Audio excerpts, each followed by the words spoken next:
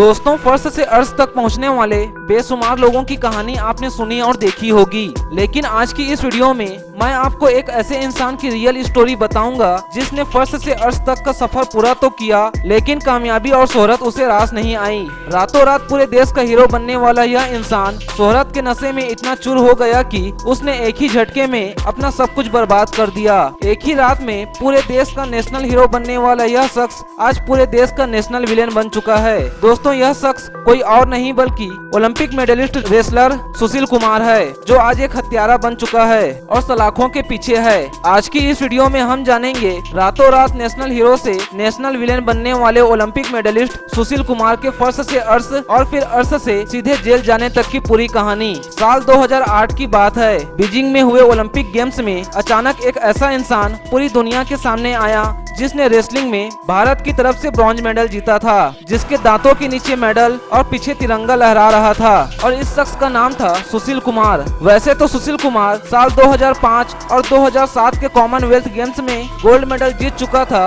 लेकिन उसे वो शोहरत नहीं मिली थी जो उसे 2008 में ब्रॉन्ज मेडल जीतने के बाद मिला। और साल 2012 के लंदन ओलंपिक्स में सुशील कुमार ने वो कर दिखाया जो आज तक कोई भारतीय खिलाड़ी नहीं कर पाया था। लंदन ओलंपिक्स में सुनील कुमार ने सिल्वर मेडल जीतकर इतिहास रच दिया था। खैर, आगे की कहानी जानने से पहले हम जानेंगे सुशील कुमार की जिंदगी के बारे में और साथ ही उसके यहाँ तक पहुँचने की सफर की दास्तान। सुशील कुमार का जन्म दिल्ली के नजफगढ़ शहर के पास मौजूद बपरोला गाँव में 26 मई 1883 में एक जाट परिवार में हुआ था। सुशील के पिता दीवान सिंह दिल्ली के MTNL में एक बस ड्राइवर थे और माँ कमला देवी एक हाउसवाइफ थी। सुशील को पहलवानी विरासत में मिली थी। सुशील का चचेरा भाई उस वक्त पहलवानी में करियर बनाने की कोशिश कर रहा था। उसे पहलवानी करता देख सुशील ने भी पहलवानी में करियर बनाने की ठान ली। चूँकि सुशील कुमार के पिता खुद एक पहलवान थे और सुशील का पहलवानी के प्रति लगन और मेहनत देखकर उन्होंने 14 साल की उम्र में ही उसे छत्रसाल स्टेडियम में स्थित अखाड़े में पहलवानी के दांव पेच सीखने के लिए भेज दिया, जहाँ सुशील को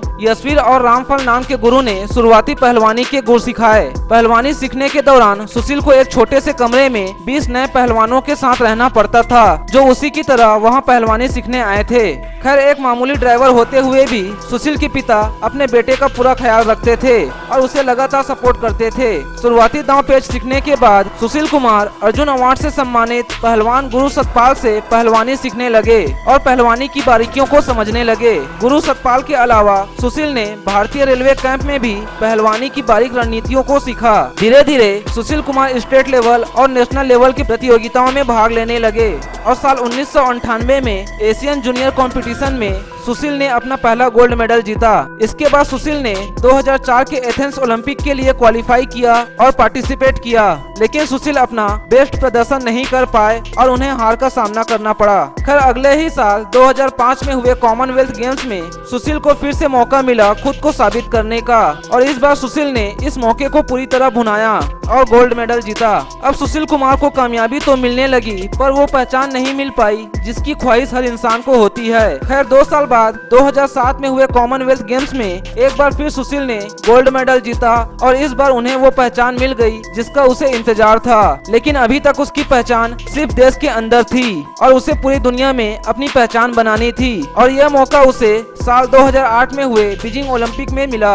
इस ओलंपिक में सुशील कुमार ने ब्रॉन्ज मेडल जीतकर पूरी दुनिया में अपना और भारत का मान बढ़ाया, और यही वो दिन था जब पूरी दुनिया को इस भारतीय रेसलर के बारे में पता चला। रातों रात सुशील कुमार एक नेशनल हीरो और सेलिब्रिटी बन चुका था।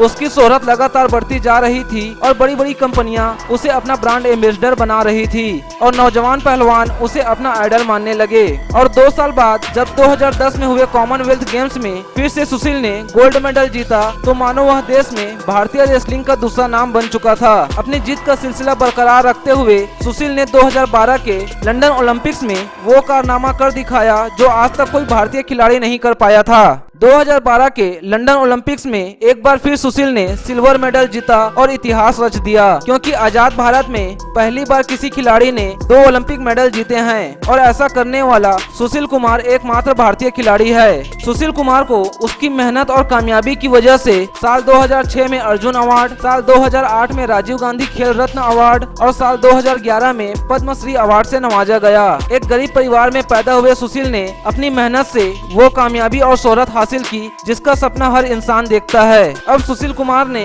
अपनी लगन से फर्श से अर्श तक का सफर पूरा कर लिया। साल 2014 में भी सुशील कुमार ने कॉमनवेल्थ गेम्स में फिर से गोल्ड मेडल जीता और कामयाबी के रास्ते पर चलते रहे। लेकिन 2016 में हुए रियो ओलंपिक में सुशील कुमार अपनी कामयाबी दोहरा नहीं पाए और इसके बाद कुछ वक्त के लिए पहलवानी से संन्यास ले लिया और नए रेसलरों को कोचिंग देना शुरू किया। कहा जाता है कि 2016 के ओलंपिक के बाद सुशील कुमार गुस्सैल और चिड़चिड़े हो गए थे और कामयाबी के नशे में वो कई बार लोगों से झगड़ा भी कर चुके थे।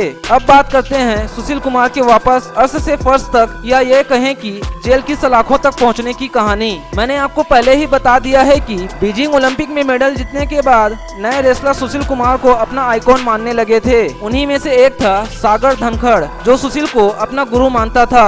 खैर, जब सुशील ने साल 2010 के दिल्ली कॉमनवेल्थ में गोल्ड मेडल जीता तब से ही सागर ने सुशील कुमार से रेसलिंग सीखने का मन बना लिया था। सागर धनखड़ दिल्ली के एक हेड कांस्टेबल का बेटा था जो पहलवानी में अपना करियर बनाना चाहता था। साल 2012-13 के दौरान सागर धनखड़ छतरसाल स्टेडियम में रेसलिंग की कोचिंग लेने आया था। यहीं पर उसका टेस्ट भी हुआ था और टेस्ट लेने वाला कोई और नहीं सुशील कुमार ही था। सागर एक अच्छा रेसलर था और बहुत ही जल्द सुशील और सुशील के ससुर जो छतरसाल स्टेडियम में पहलवानी का स्कूल चलाते हैं सागर से प्रभावित हो गए। साथ ही उसे रहने के लिए हॉस्टल में एक कमरा भी दिला दिया गया।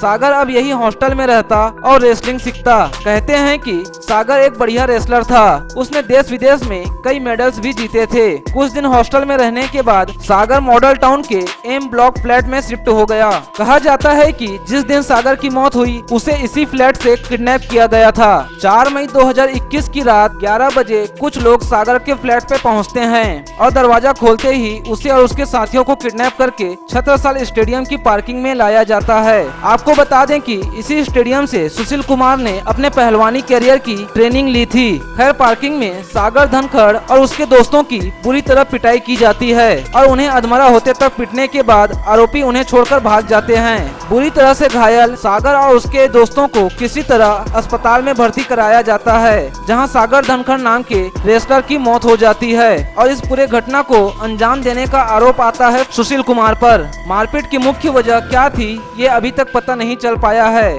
खैर, घटना को अंजाम देने के बाद सुशील कुमार फरार हो गया और कई जगहों पर पुलिस को उसके होने की सूचना मिलने के बाद भी जब वह नहीं पकड़ा गया तो दिल्ली पुलिस ने उस पर 1 लाख का इनाम भी रख दिया और कई कोशिशों के बाद 23 मई 2021 को सुशील कुमार और उसके दोस्त अजय को गिरफ्तार कर लिया गया और जेल भेज दिया गया। दोस्तों, आपको बता दें कि ऐसा नहीं है कि सुशील कुमार पहली बार किसी विवाद में फंसे हैं। हालांकि सुशील कुमार पहली बार हत्या जैसे गंभीर आरोप में फंसे हैं, मगर यह एकलौता आरोप नहीं है।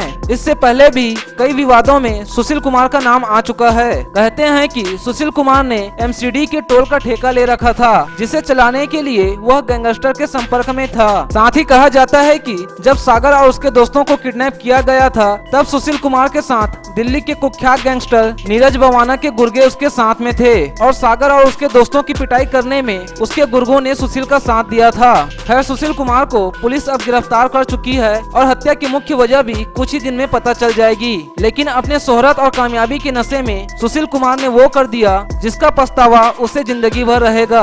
दोस्तों, आज की वीडियो में बस इतना ही। आपको वीडियो कैसी लगी मुझे कमेंट करके जरूर बताएं। साथ ही मेरी इस वीडियो को लाइक और शेयर करें और मेरे चैनल को सब्सक्राइब कर दें। मैं आपसे फिर मिलूंगा अगली वीडियो में। तब तक के लिए अलविदा और अल्लाह हाफिज and thanks for watching this video.